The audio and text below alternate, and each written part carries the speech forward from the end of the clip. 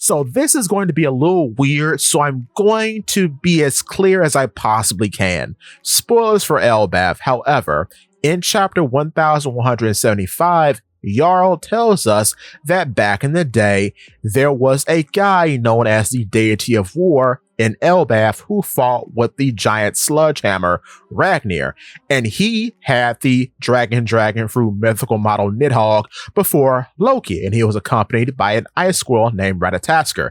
Now, I called that Ratatoskr would be a thing in One Piece 3 years ago. I'm going to keep saying it because that's a big call.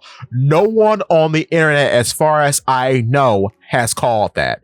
So I gotta promote myself in that way. However, in the depiction that we see a giant wearing a horned helmet, carrying Ragnir with Ratatoskr by his side, and it is snowing as he is fighting Nika, okay? Then Jarl goes on to say that after his master died, they say the loyal Ratatoskr came to possess the weapon Ragnir and awaits his master's return, or so the legend goes. I think this is technically correct. However, I don't think Jarl is mistaken in his retelling of the legend.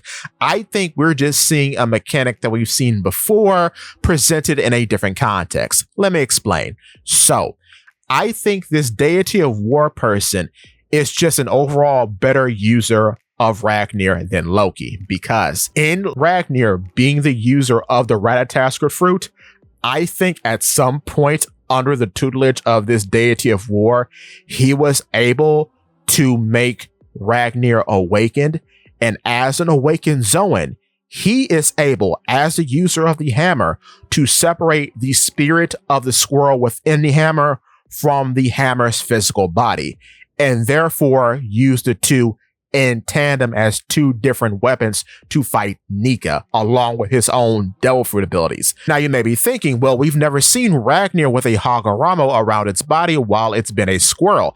That is true. However, you know, based on Lucy and based on Luffy, you can be a Zoan fruit user and not be awakened all the time. An awakened state is just a state you can go to. So with that being said, it's also quite interesting now in Jarl's depiction that neither the squirrel nor Nika himself have Hagoramos around their bodies. So I think we're missing a bit of information here, and it's being hidden for us to pick up the pieces or be astonished later. However, the reason why I think this is the case is because at the start of this arc, we actually see this happen with Figlin Shamrock, because in chapter 1138, we see that Figlin Shamrock has a sword. Said sword actually doesn't transform into an animal, but the essence of the animal is produced from the sword, and it manifests into the Cerberus of Greek myth. Then that manifestation is able to utilize parts of its original sword body in its Zoan state, akin to the wacky hybrid transformations that we've seen throughout the series and all the weird half steps that entails of, right? But the language remains the same and it remains consistent, because as we have seen throughout the series with a multitude of different Zoan fruit users, what they were originally is what they remain. Consciousness gained or not, higher intelligence gained or not. Chopper, even though he is the user of the human fruit, he sees himself as a reindeer, therefore he is a reindeer. Fungfried is a sword that ate the elephant fruit. He is still a sword no matter what. The same goes for Lasso. It is a gun that ate the dog fruit model Daishud. It's still a gun. So the same can be said about Cerberus and Ragnir. Cerberus is still a sword, and Ragnir is still a hammer. So in the case of awakenings, what could be happening here is that because we are talking about Zoan fruit users who are tools essentially, the tool itself may not actually matter in this case. What matters is the person wielding the tool.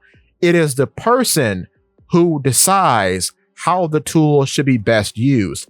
Therefore, the deity of war in the past and Figlin Shamrock have the fortitude or what have you necessary in order to bring out the full power of their devil fruit using weapons, allowing them to manifest as separate entities from their weapon-based bodies, allowing them to awaken.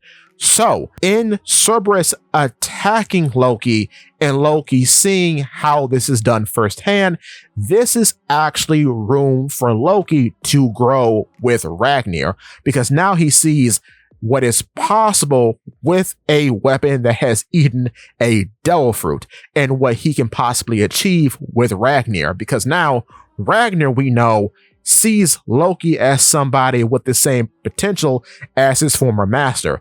That's why he can wield him in the first place. But that doesn't necessarily mean Loki has the fortitude just yet in order to use Ragnir to its full potential like his previous master did. So that is why I think Loki has a lot of room to grow in order to make Ragnir an awakened Zoan and use him in the same way that Figlin Shamrock uses his Cerberus blade. But with that being said, if you are liking the video so far, hit the like button. And if you want to see more content like this, hit the subscribe button. In tandem with that, if you could, please hit the hype button because it does help somehow. With that being said, give me your thoughts and tell your friends about Polypede. What's